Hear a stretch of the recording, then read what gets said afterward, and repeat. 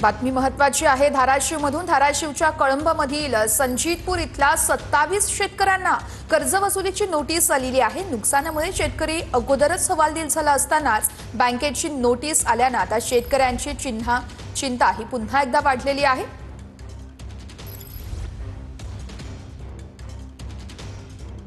या संदर्भात श्रीराम क्षीरसागर आमचे प्रतिनिधी सविस्तर अपडेट्स देत आहेत। श्रीराम, काय म्हणणं आहे शेतकऱ्यांचं?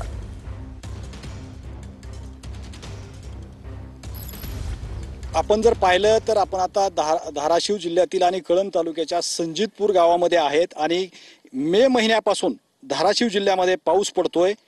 शेतकरी बर्बाद झाला। ऑगस्ट महिन्यापासून अतिवृष्टी आहे। मात्र बँक जी आहे ती बँक कर्जाची वसुलीसाठी नोटिसा पाठवल्यात। या गावातील 27 शेतकऱ्यांना बँकेने नोटिसा पाठवलेल्या आहेत आणि वसुली म्हणजे कर्ज जी आहे ती कर्ज भरण्याची मागणी जी आहे ती बँका वारंवार करतायत। एकीकडे शेतकरी धाराशिव जिल्ह्यातला बर्बाद झालाय आणि दुसरीकडे बँकांनी नोटिसा पाठवून पुन्हा एकदा शेतकऱ्याची थट्टा लावली असा प्रश्न जी आहे या ठिकाणी निर्माण झालाय।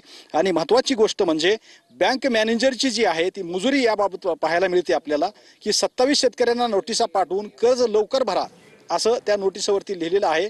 आणि अतिवृष्टी झाली आहे, सोयाबीन पाण्यात आहे, सगळे उत्पन्न जे शेतातले पिकं आहेत ते पाण्यात आहेत, बर्बाद झालेत। मात्र शेतकऱ्याकडून वसुली जी तगादा जी आहे ती मोठ्या प्रमाणात लावला जातोय, ही कुठेतरी चुकीचं आहे। वारंवार जिल्हाधिकाऱ्यांनी श्रीराम, या संदर्भातली माहिती घेत राहू। तुर्तास धन्यवाद।